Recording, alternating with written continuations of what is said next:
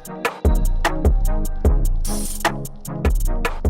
going on, ladies and gentlemen? Welcome to another episode of the Duality Podcast, where our motto is living comfortably uncomfortable.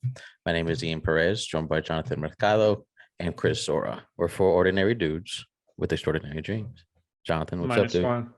What's up? Yeah, -1. My man, Minus Victor. one. Yeah, so my man Victor is missing out on this podcast, but he is taking care of business. He is, pushing the needle forward for his family. And I feel like after listening to our podcast at the podcast, I say pushing the needle forward a lot. That's to keep a tracker. Needle. Yeah. That reminds me of Waterboy. Yeah, Right. I know exactly what you're talking about. In all seriousness, what's up, everyone? Like Ian said, we want to show so much gratitude to everyone that keeps tuning in. As you know, our podcast where we look to grow from the inside out, we turn our dreams into reality. We stop all the wishing and we start taking action. Today's episode is called Mr. 10X. The reason being is because we're discussing Mr. Grant Cardone.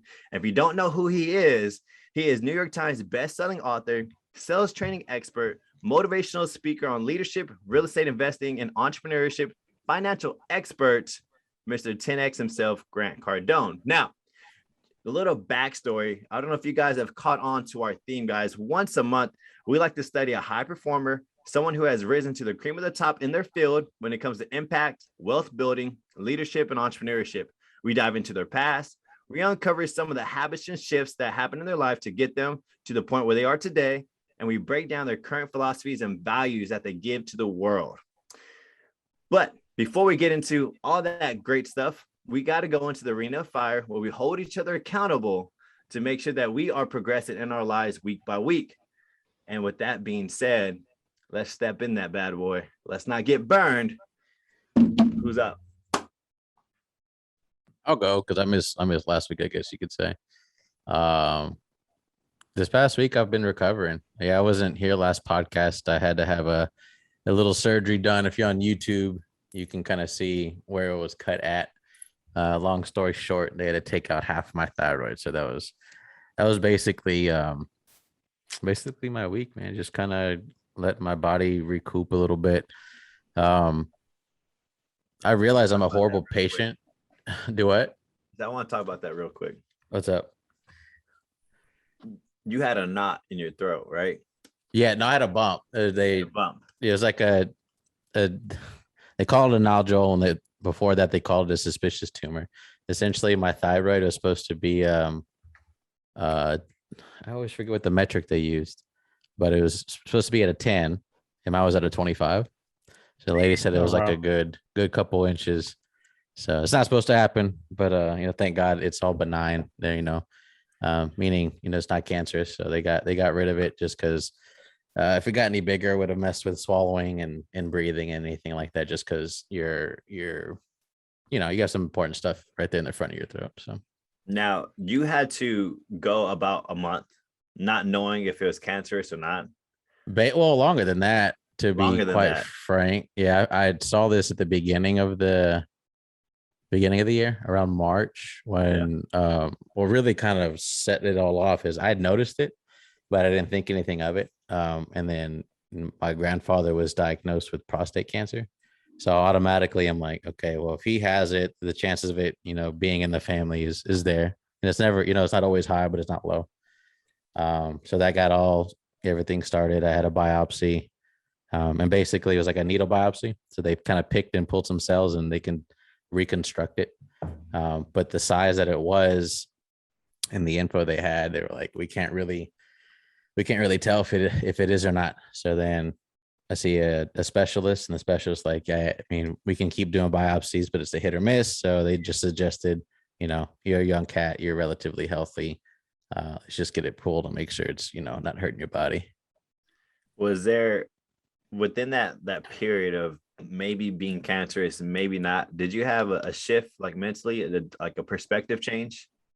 Yeah, I mean, at first, obviously, when you think it's something like that, there's a lot of fear that trickles in. And I'm not trying to get emotional now just because I'm remembering how I felt. Like initially when she calls and says, we don't know if it's malignant or benign, but something's there.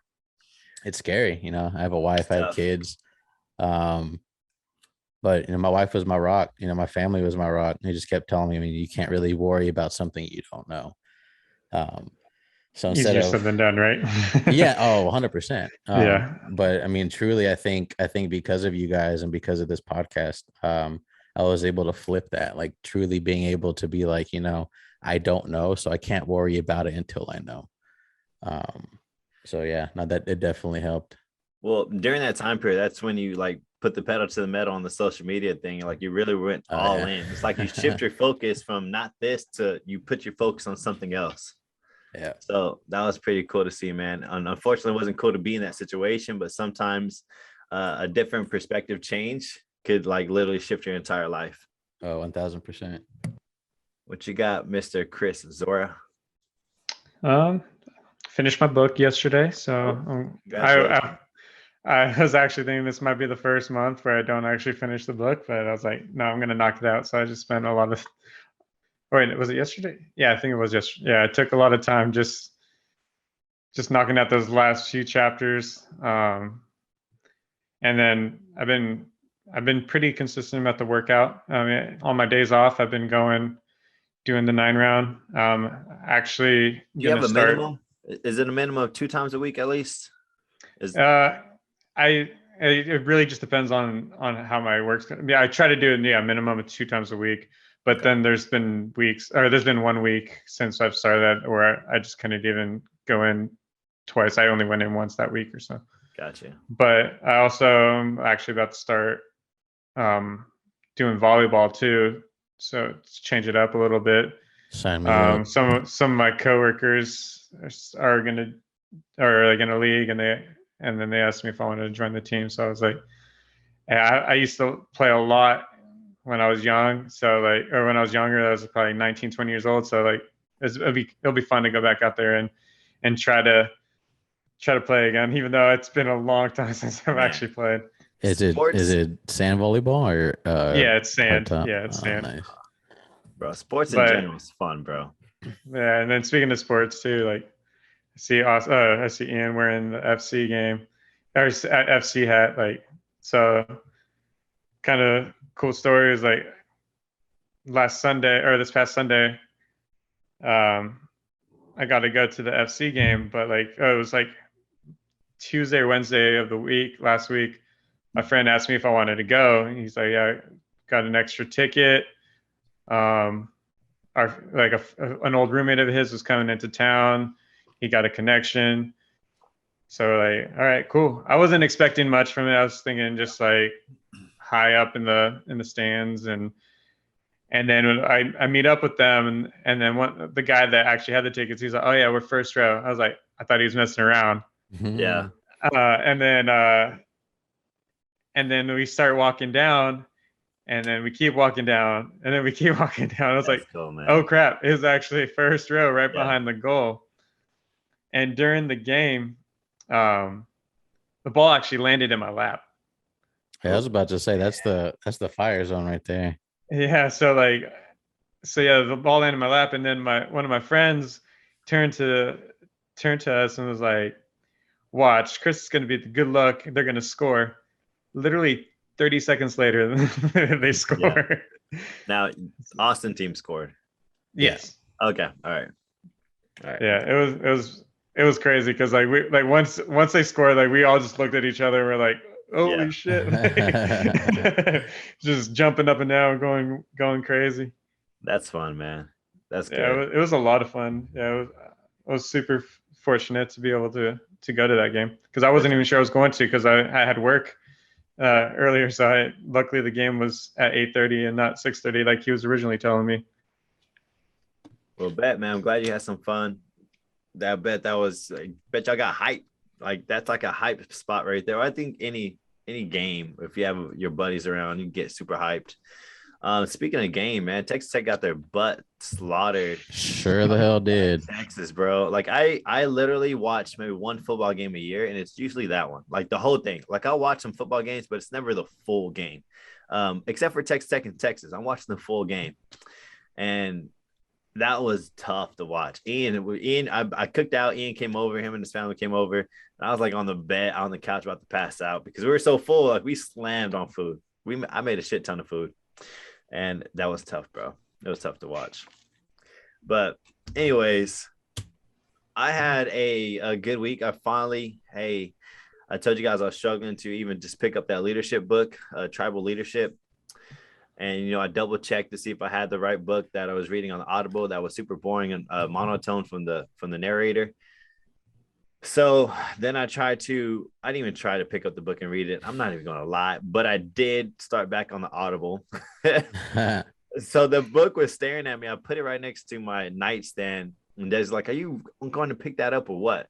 And I was looking at it. I'm like, nah, I'm just going to do the Audible and just like suck it up. Just going to suck it up, do the Audible. So that's a big win for me.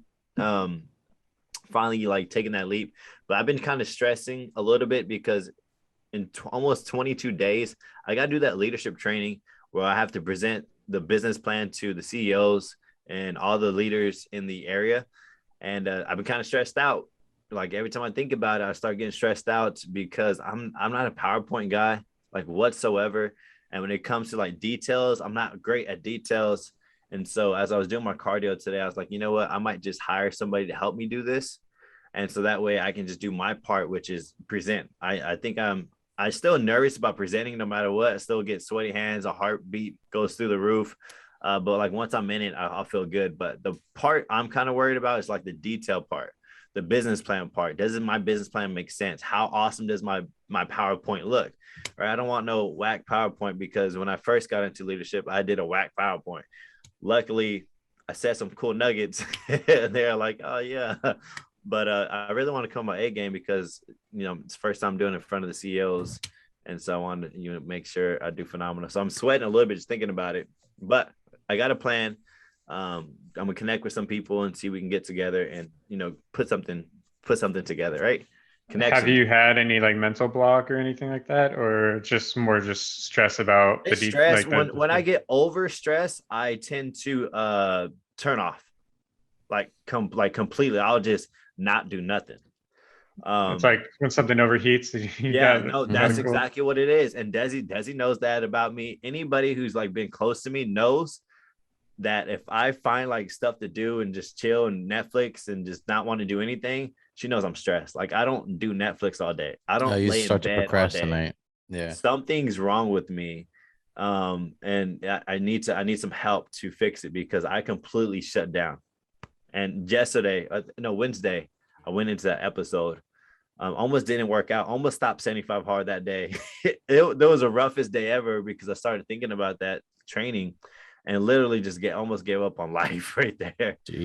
Luckily, she's my backbone, and she wouldn't let me come home unless I went to go do my workout and go did my cardio and did my self-development. She's like, don't come home until you get that done. Like she's like, I'm dead serious. And I was like, F word, shit. Like, damn. I don't know why I said F word. I always say that. Yeah, I was gonna say, why you? I might censor myself. Oh, it's because I was in CG mode, Camp Gladiator mode. So I'm more sensitive F word. when I get into that mode. But other than that, I do have a proud moment. This kind of goes into some self-development and kind of leads into, everything we've been preaching is kind of coming to fruition to my children because my children do self-development. My son who made the A team running back, we talked about it last podcast. The season before he wanted to be running back, but he chickened out the tryout. So he never had the opportunity to even do it. Right. So he missed out. This season he tried out, made the A team, but got third string. I was like, awesome. I'm super proud of you for just making that mental jump to even just try out. And then the following week, he got bumped down to B team. And I was like, oh, all right. Like, hey, like I want to see how his character is, how he reacts, and how he's going to, shift from this. How is he going to move? Is he going to move forward or is he going to like turn the other direction, right? Because like I said, you can go two ways.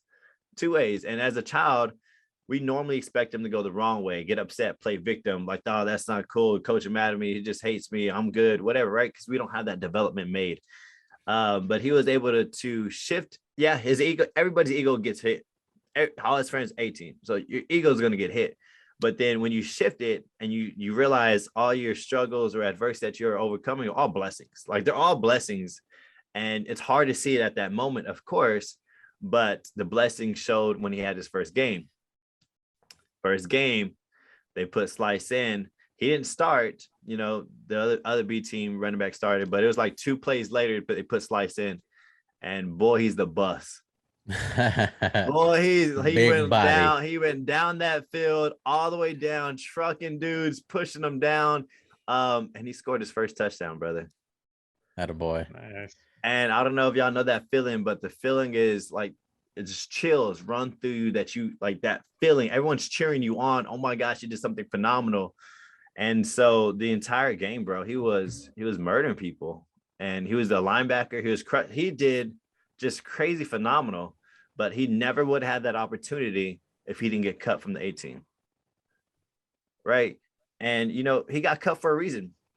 They need to understand that reason. He did not play any sports for football. He did not practice any running back drills. He did not do anything to even deserve a team spot. Right. So for him to just automatically get that spot, just pure athleticism that he's built over time. Right. And so for him to go into B team, it just made sense. Right. You got to be able to do some self-awareness. Son, you never did anything as far as running back. I'm pretty sure A's team running back has played Pee-wee running back since he was this tall, brother. So, self-awareness time. Right. So let's get better. So that was just a big win, guys. Unfortunately, last play, they were up by 16, or they were up by 8 points. Like 40 seconds left on the clock. They give it to Slice. He's about to score again. He fumbles. They grab it and take it all the way back to tie the game. No. So that was another awesome moment for me, because I'm like, great. How, like, that's what makes me very excited. How is his mindset going to be when we get home? Is it going to let that one little moment ruin everything? Or he's going to see that as a blessing of like, oh, that's what fumble feels like. I don't like that. And so sure enough, we got to the car. I did no speech. I did none of that. I just wanted to fill him out and say, hey, man, you did phenomenal. How you feel? He's like, man, I feel great. I was like, perfect. You didn't let that one moment like just completely trash everything. So that was a big win, talking about self-development and just having that, that mental growth. But let's go into some more mental growth. So today, like we talked about, we're going to be discussing Mr. Grant Cardone. We're gonna dive into his early on, because early on kind of dictates a little bit about who you might become in the future. And maybe some life stuff happens that might shift you in other directions, and you might think it's adversity, might think the world's against you, but it's really trying to help you out, and it's really trying to push you in the direction where you were meant to be. And we're gonna find that out right now from Grant Cardone's early on years. So Chris is going to go ahead and take it here. Who is Grant? Where does Grant Cardone come from, and how did he grow up? Yeah, so Grant Cardone is from Lake Charles, Louisiana, and for anyone that knows that area, I mean, I've never been there, but I've heard things about it. It's not a great area. It's pretty run down. Most people there are pretty poor, and he was one of those people. Like they did not have much money growing up, and then like what class was he was in? Like, I think he said it. I think he said he's middle class. He wasn't poor. He had a car, had a house. Yeah. Right? First they were middle class, but he was like one of 5 kids, like I think second youngest, and at the age of 10, he lost his father. So then that's where they kind of became more like they hit more poverty, because his mom didn't have much of an education. She didn't have no experience. She wasn't a bread maker. Yeah. So like his dad was earning everything for them, and like so she had to raise 5 kids and try to work and put food on the table and keep a shelter over their head. So they struggled.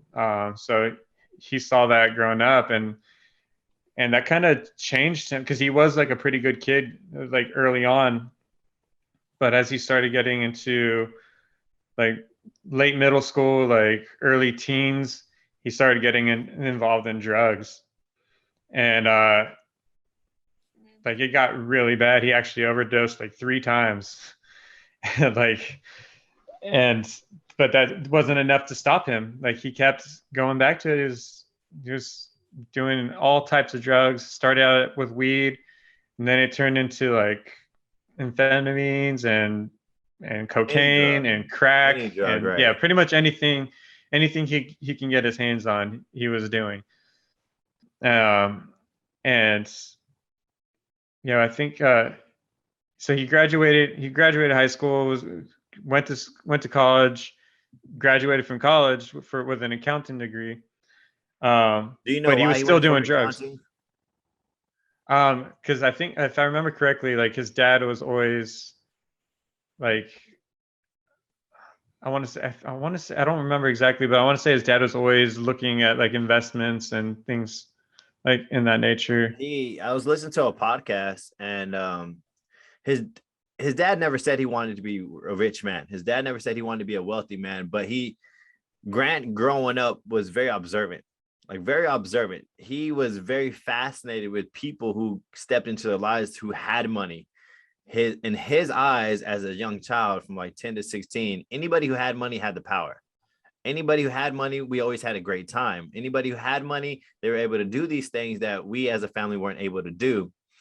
And his dad, he knew his dad worked very hard. He knew his dad wanted to be wealthy, but his dad never said it, right? But he just became very fascinated with money kind of equals this happiness. Money kind of equals this power. Money kind of equals this flexibility in life.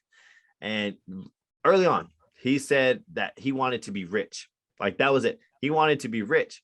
And of course, you're going to go to college for what? Money, accounting, right? And yeah, man. So I thought that was his fascination as a young child. It wasn't, I want to be a basketball player, or I want to be, some other. He was really into baseball, and he was actually pretty good. And but kind of the drugs kind of derailed that for him. Do you know when he went to rehab? What age?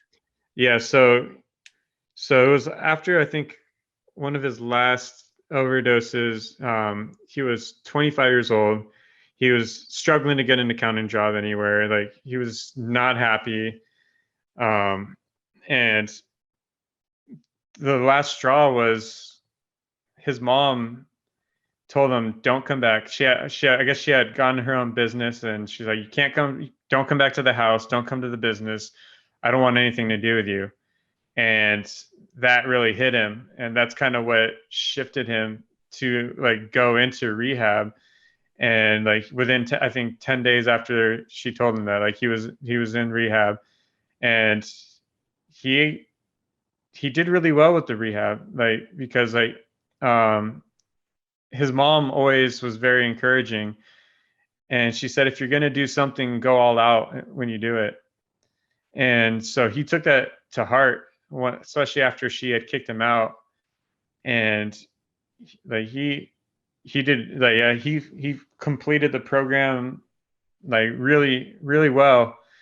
But another thing that kind of motivated him to be successful was that the person in charge of the rehab had told him, she's like, I can't remember exactly what he said, but I want to say he said something like, "Oh, like I'll see you when you get back," or something like that. Well, and he's not coming back. Yeah, he spoke a little bit about the rehab, and the rehab system is broken because essentially what they do in rehab is they basically tell you you're no good. They basically tell you, here's some pills. You're probably gonna be on the pills the rest of your life to help you from not being an addict. Being an addict's in your DNA, it's in your system. You have a disease, something is wrong with you, and you're gonna need to take these pills to stay away from drugs. So you're placing one drug from another. And the guy that was running the place just basically told him, just that, I'll see you when you get back. Or it was, you'll never be great, because Grant Cardone was telling this guy that, yeah, I'm going to be rich. I'm going to have I have these big dreams. That's right. And the guy just basically put him in his place. He's like, no, you need to be satisfied where you are today. You need to be proud that you've done this rehab and you completed it. And they're so focused on these, micros, I made it one accomplishments, day, right? Accomplishment. Yeah. And that's all you need, right? You don't need anything else. This is the best you're going to get. Those words, this is the best you're going to get. And he said, man, that just like that lit a fire in my ass. And I wanted to prove everyone wrong at that point, no, that's not me. And what he realized coming out is they were telling him, being an addict is a problem, right? And so he shifted the mindset, and I don't know who he came across, but somebody kind of mentored him along the ways. And it says being an addict is not the problem. Being an addict is the ticket to your success, right? Because being an addict means you're willing to do anything. You're willing to go all in. You're willing to be super committed to this one thing that no matter what, I'm going to get that next high. Like you're willing to do anything. Well, if you place that same attitude, that same drive, and you put it to something else and you go all in, that's when you see those super gains, right? Have any of you ever experienced going all in on something? Like personally? Yeah, for me, when I start lifting weights, I realize I'm a pretty strong dude, and it just feels really good. The inconsistency. But when I'm all in, like I'm all in, and you can actually see, what's it called? You can actually see growth and strength increases. You see chunks. You see chunks of it. It's not like these little increments. It's like these big old chunks. I remember when I made the decision to do Jay's Fitness Grind, I was like, yo, for the next month, I'm not thinking about anything but Jay's Fitness Grind is a fitness nutrition program that I'm going to design for other people to be helped and impact. And I went all in. Like every night I was, making videos. I was, figuring out the workflow. I was just so focused, so committed. And you have this like sense of this, it's like when you play basketball and you make a 3-pointer and the next one goes in and you get on fire. It's like your unstoppable feeling is when you're all in. It's crazy. Everything's on your side when you're all in. And so that's exactly what he took. He's like, oh, that is a superpower. But in society, obsession is looked, it's like a negative word. Like, hey, addiction. Obsession. Yeah. Right. That's not something you want to have. That's like, you don't want to be obsession because you can. So for some reason, always people like to turn something good into something bad. Like every single time. I mean, it's different. It's because there's two sides of it. Like there's two sides of the coin. Like it can be good or it can be bad. It just depends how you utilize your obsession or your addiction. Well, that word obsession automatically, and I think in the general society, is a word that's pushed negatively, and that can be very flustered. That can be very frustrating. I just went on the news today. I don't ever watch the news, but I live with my dad. He's old. He the news on all the time, and so they were talking about social media and how 6% of people in the UK and 3% of people in America, teenagers, are having suicidal thoughts because of social media. And they're making a big deal, and they had this teenagers like, yeah, I had depression, I'm going through a lot. Now I understand that those thoughts, those are dangerous, right? But 6% and 3%, why aren't you talking about the good and over like the rest of that? It's inspirational. It's people are actually living out these big dreams. Like people, it's actually achievable. It's figure outable. People are doing it. People are being inspired every single day, but they took a little small percent and they blew it out, and they're blaming social media.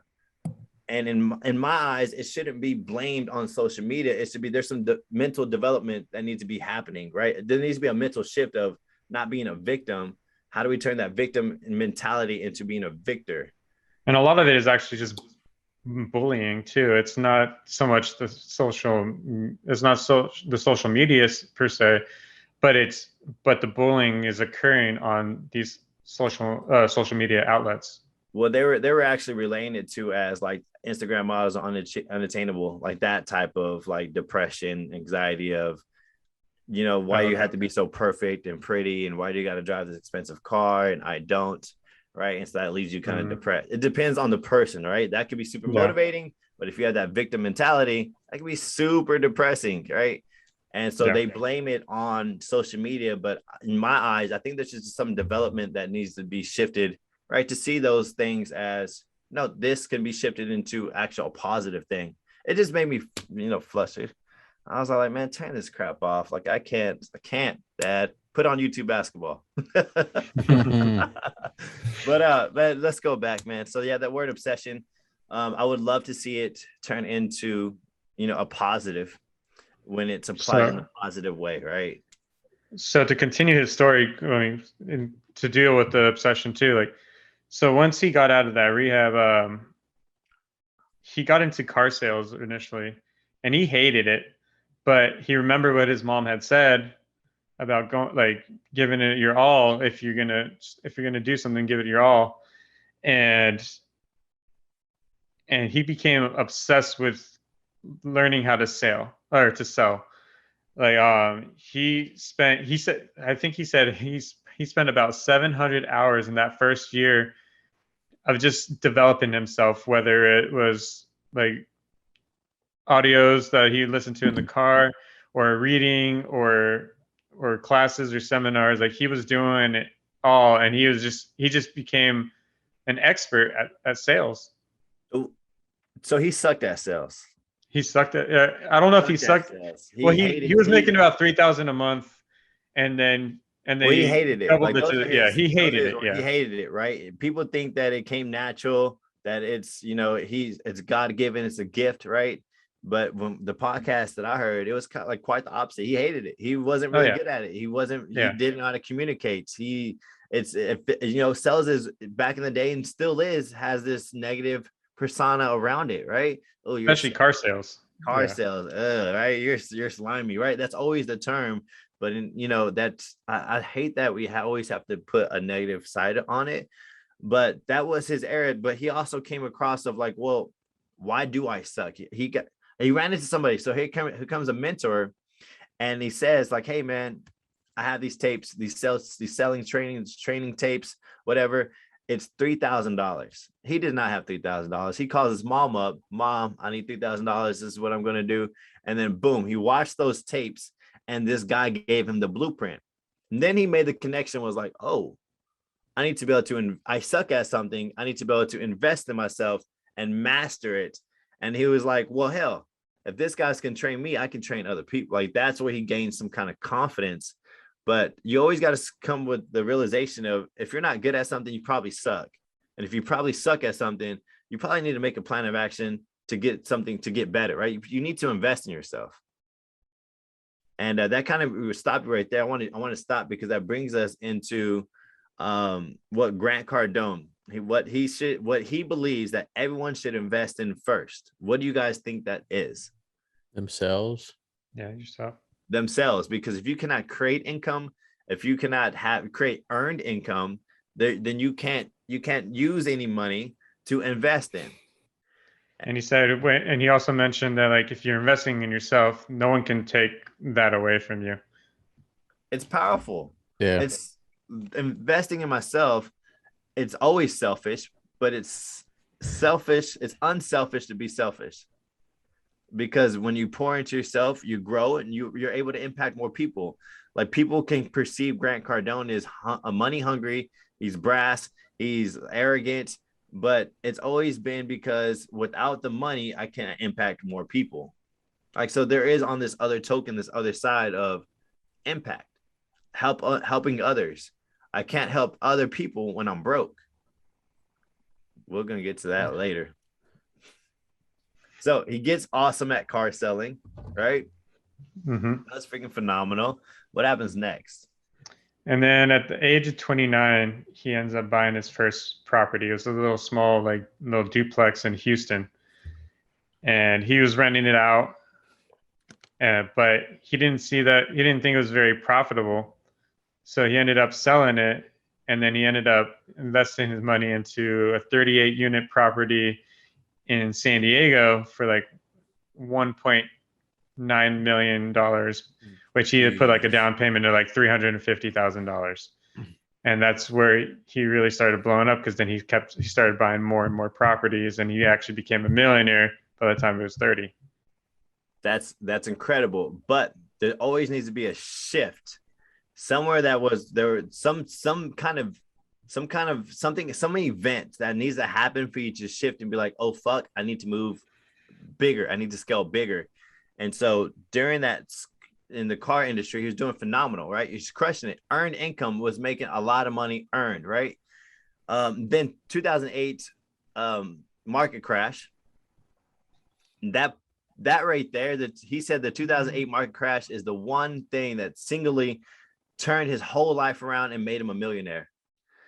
And it wasn't the fact he made money during that year. It was the fact that he almost lost everything that year because he was too vertical. What he means by being too vertical is he only had one source of income. And people, middle class, we think we're comfortable. We think we're safe. We think we have stability. Some of you guys are making hundreds of $1,000s, $200,000, but it's only coming from one source. What happens when that one source leaves? What happens when that one source totally diminishes? You get laid off, you get fired, depression happens, like some kind of crazy, you accidentally die, like that's some crazy shit, but then your family's now screwed. And so he learned right there, like, whoa, that's shaky. Like, I need to have more lanes. And in order to create more lanes, I need to be able to have more assets.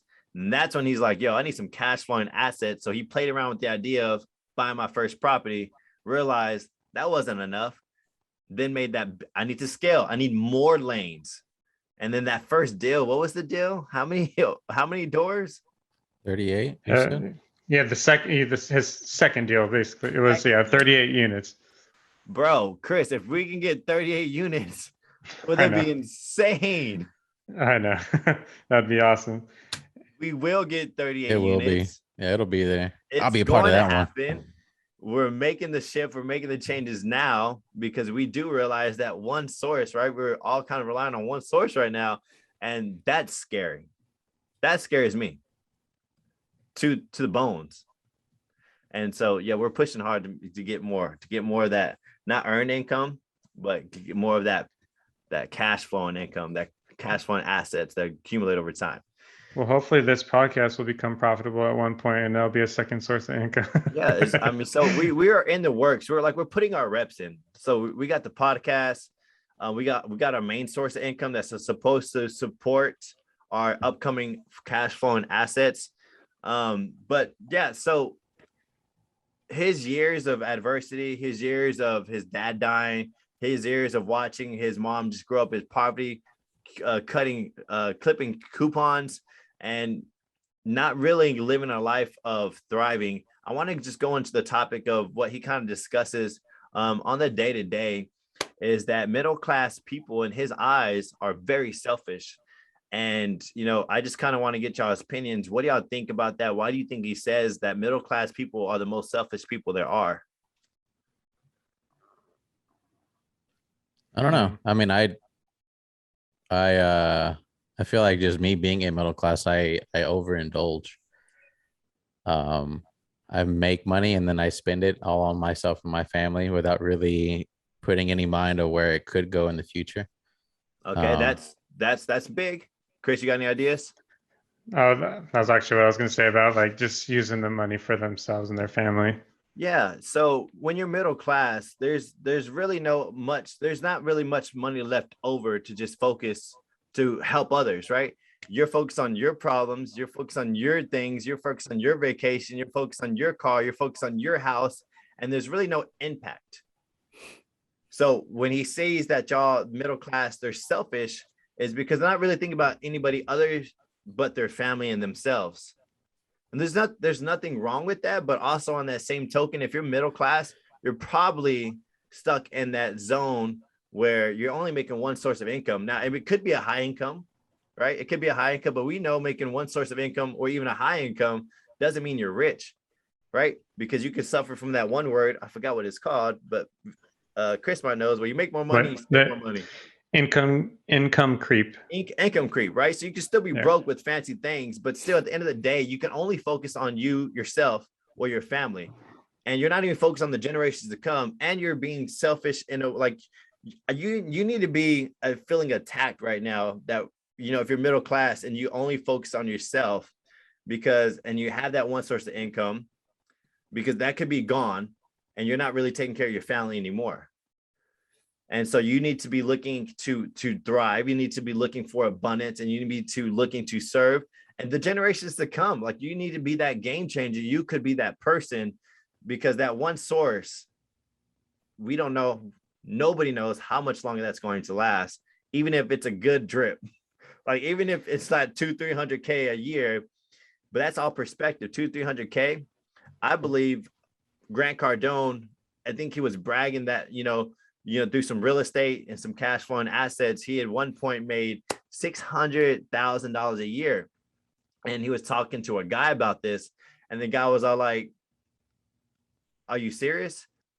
Like, are you kidding? Are you are you bragging, or are you complaining?"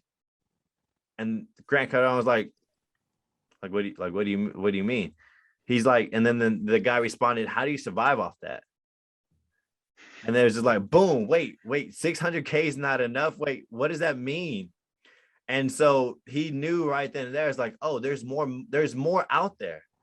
There's more out there. And it's not what you know, it's who you know and who you get exposed to, and then learn that game. So that was just kind of, yeah, I was going to say, this is like, it kind of reminds me of something I'd heard a while back. I can't remember who said it, and I'm probably going to mess up the quote, but it was something like when they ask people like, oh, like, why don't you want to make more money? Like, oh, I'm satisfied being poor, or I'm satisfied being middle class.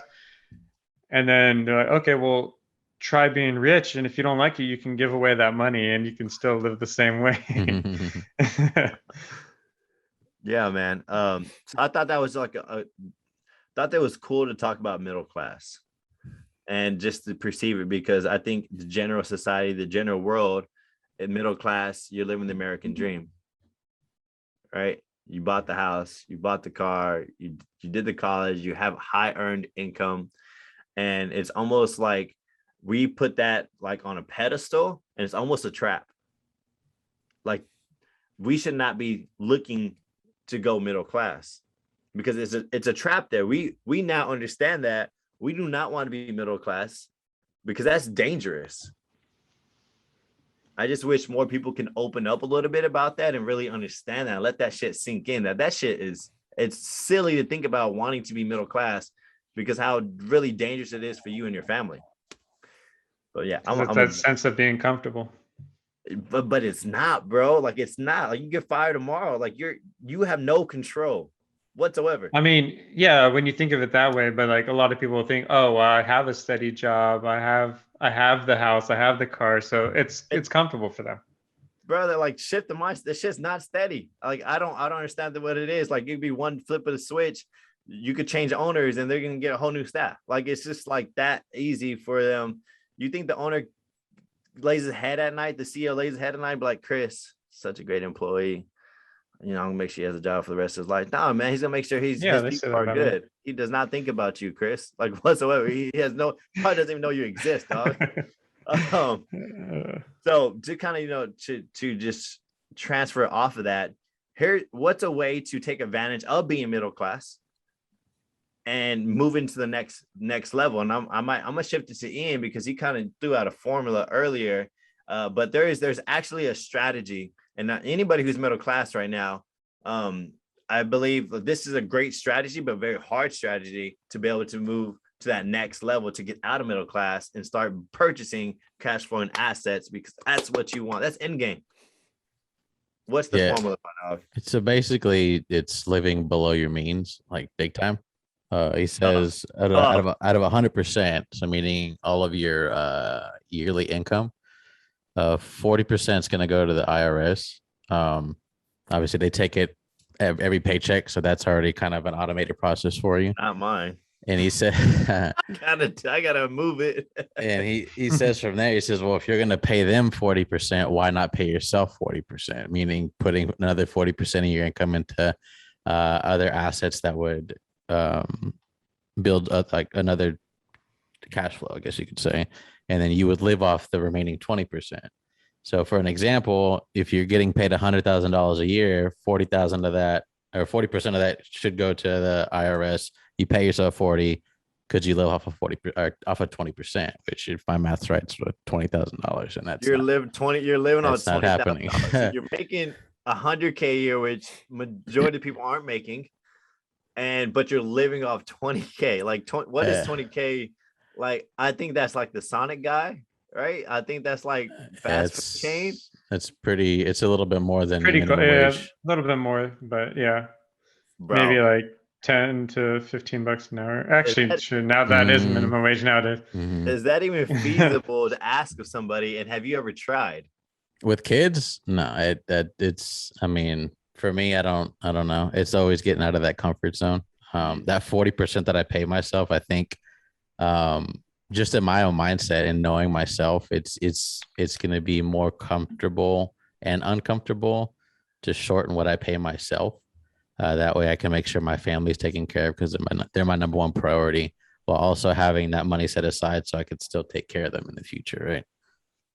Chris, do you go by any splits? Not really. I mean, I try not to overindulge, but I don't have a specific like percentage. I don't budget the way I mean, I probably should, but Me neither. Yeah. Well, I have splits, but it's not near paying myself 40%. And so just so that somebody can have a better understanding, the reason why he pushed it so hard is it needs to be a driver for you to go learn how to make more money, right? So if you make 100K a year, great, haha. But if you're trying to live off 20% and you can't, then you need to go invest in yourself and find a way to make more money. And so that should be a driver. And I remember watching one of his videos way back when I was in 2019. I was really financially struggling, and I went balls deep into learning everything I possibly could about finance to put me in a better position. And he was all like, bro, if you can't do it, go live off more money. Go make more money. Go make more money. It's that simple. Go invest in yourself. Go learn a new skill. Go make more money. I don't understand why you're not making more money. So that he pushed that pretty hard.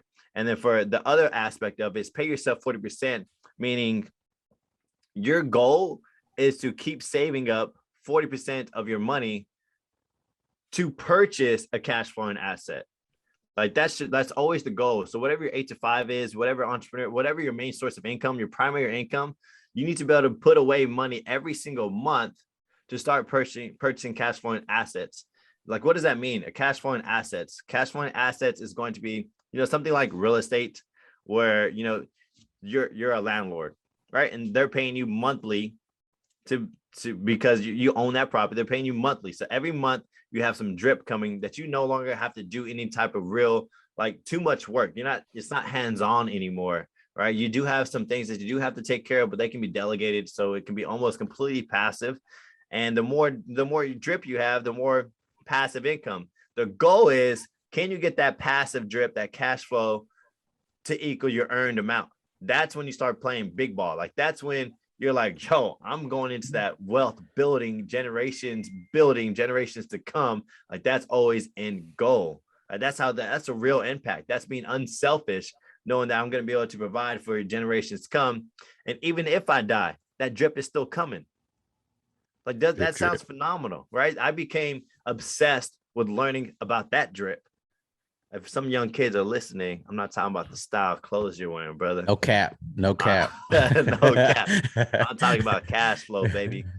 Get cash flow tattooed on my forehead. I think there. that's like that alone, just thinking of the future. How does that not excite you, man? I mean, obviously death is scary, but like something as simple as like a life insurance policy where I know my family's set up. Like, if I go today, about that. they're like, of course, obviously there's like grieving, and if I'm not here, then I'm not here. But I know that they're taken care of, because that's obviously, I think, any man, person, or spouse, parent, like, just their fears, like, are they going to be okay if I'm not here? Yeah, money doesn't buy you happiness, but it definitely makes things a hell of a lot easier. For damn sure. Yeah, and then there's also other things like the stocks and bonds. Like, I mean, the return may not be as lucrative as you can get with like real estate or a life insurance policy, but those are just other things that are passively being, you're passively earning. And it is important to have, like, because like you said, if the next day, like tomorrow, you wake up and you get a text saying, "Oh, don't come into work," like, you're fired. You're fired.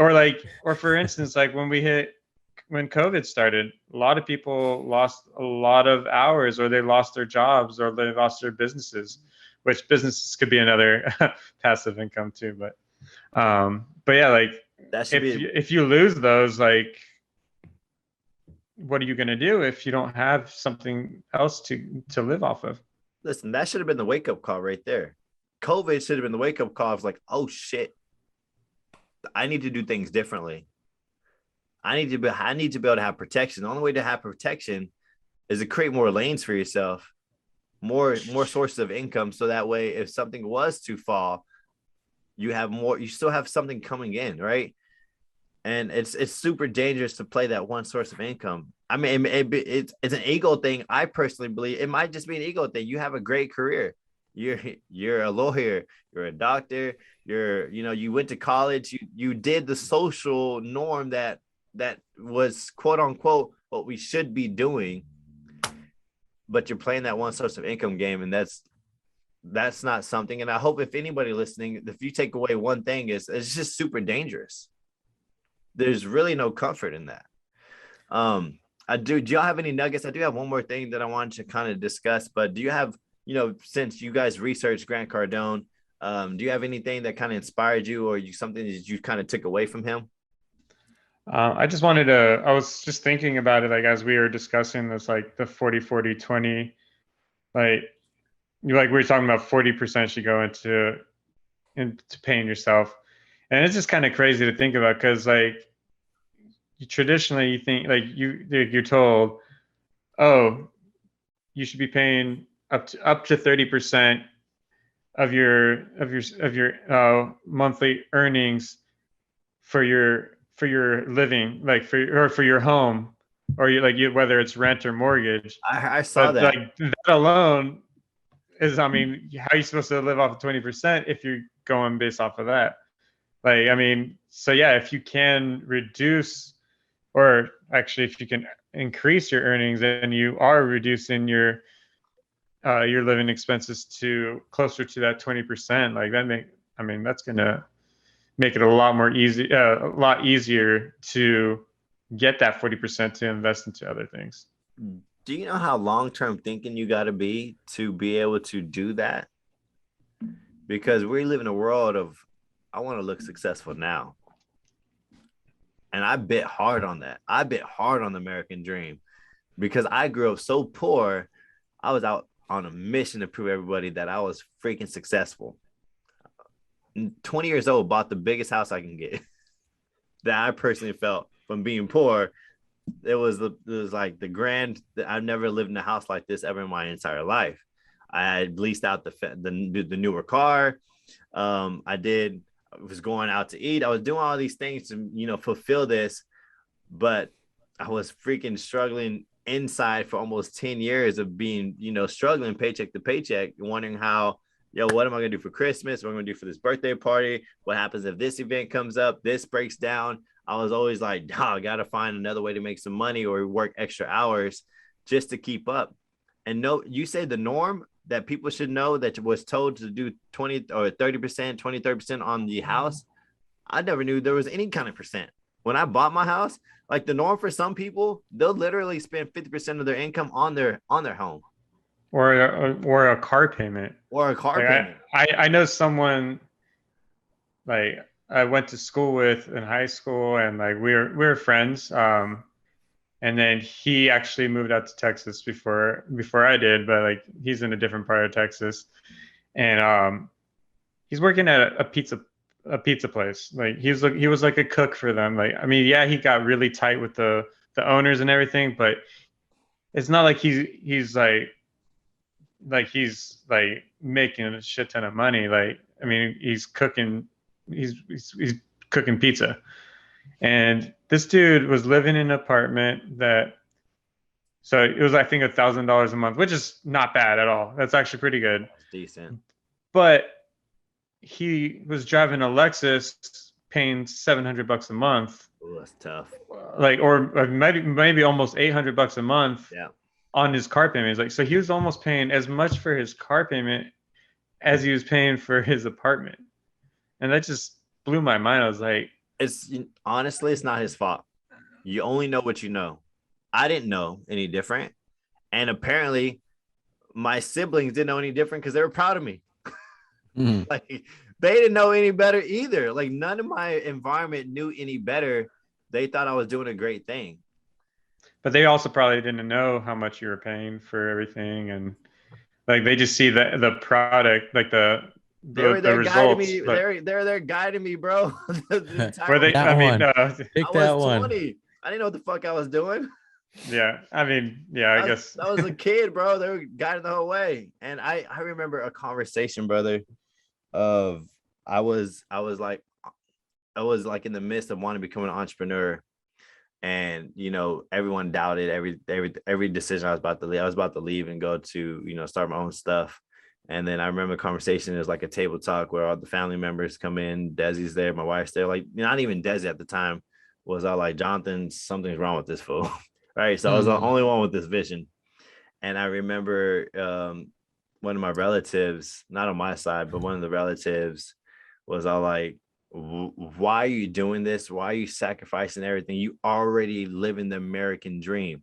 You have the house, you have a beautiful family, you have the car. Why are you wanting more? Like I remember the face, I remember the tone, I remember everything, and everybody was looking at me like I was super, like something was wrong with me.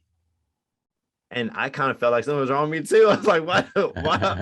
it made you feel like you were ungrateful for what you had. I still did it because at that time I was already being exposed to a whole new level of life.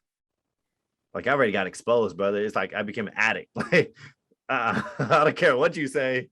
Yeah, it's out there. So yeah, that hit me hard, man. And I'm still struggling to this day, right? But the struggle is almost unnecessary. And I totally understand. The struggle does not bother me no more, like whatsoever. That vision, that picture, that everything, that all the obstacles, all the adversity, all blessings, man, it just makes things so much easier for me to just keep moving forward because we're getting closer, Chris.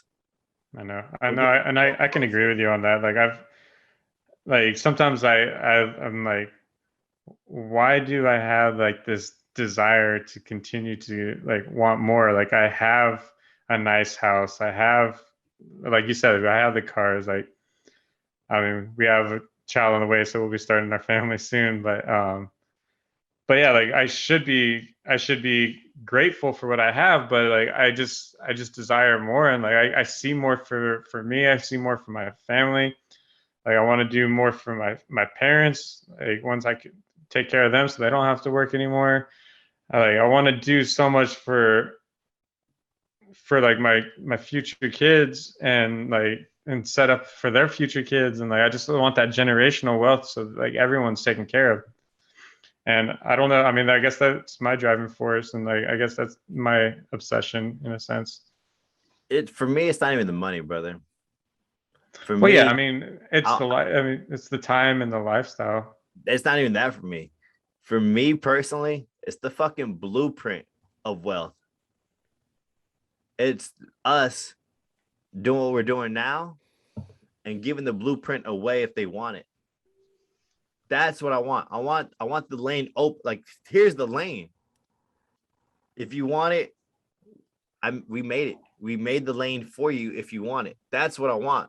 And it can be trickled down from generation to generation. That's what I want, right? Because we don't have that. We're having to go left, go right, do a backwards backflip, close our eyes, jump, and hopefully land on our feet and keep swim here and all this shit, which is I'm loving every single minute of it. I'm just saying it'd be a whole lot easier, Chris, if Ian had the blueprint, had the Lambo, was all like, hey, take this right here, take this right here. I would love it. Don't turn left there. Just a cheat code: up, down, left, right, like, A, B. Like, bro, I just want the fucking blueprint so much to be able to give that shit away. And everybody that's been successful, everybody we ever talk about, is giving the blueprint away. It's your Google Maps. Just different ways and different forms that we're having to weed out ourselves. But yeah, man, just give that shit away. I'm good, brother. I like it, fellas. Did the tangibles. What y'all got for the week, man? I feel like I haven't talked to y'all in freaking forever. So you guys, the house is going good. Y'all just little baby steps from here. Yeah, man, we're just waiting on the lender to come back with some final details about the numbers, and kind of give his check mark, and then he gives his check mark, and then the next step would be, okay, here's the closing date. Let's go. Yeah, we're just kind of like running on idle right now. Like we're just like just waiting for like it just we're right there, but it's just one little thing after another that keeps getting brought up. And so I mean it's gonna happen, but there's just a lot more little steps that we didn't know about that we're learning, and we'll use that next time around. Like I was already thinking the other day, it's like I need to make a document of all the different things that they requested so we can already have them, but next time I already have that project. File. I'm gonna keep that file, the real estate file. Well, I have the file too, but I want to actually write like a list of everything just to make sure nothing gets missed. Everything that's in that file is everything that we're going to need for the next go around, man. Yeah. For me, I've been balling. I've been breaking ankles, and so my skills are getting sharp. I need to start shooting again for sure, man. I need to get moving. I'm getting dangerous. That's a problem. It's a problem. I might get the itch, that obsession of going pro again. So watch out. And then you play that one team from your league, and you're never mind.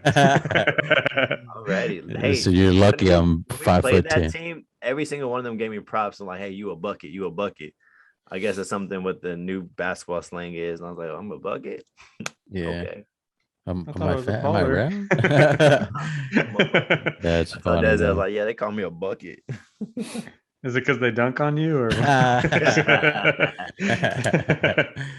Oh shit! All right, I'm gonna leave with 2 Grant Cardone quotes. He says, "Attitude is a choice," and he also says, "Quit settling for reality and focus on your potential." Because you were born to be great, so go and do it. As always, thanks for joining us today. Till next time, peace and love.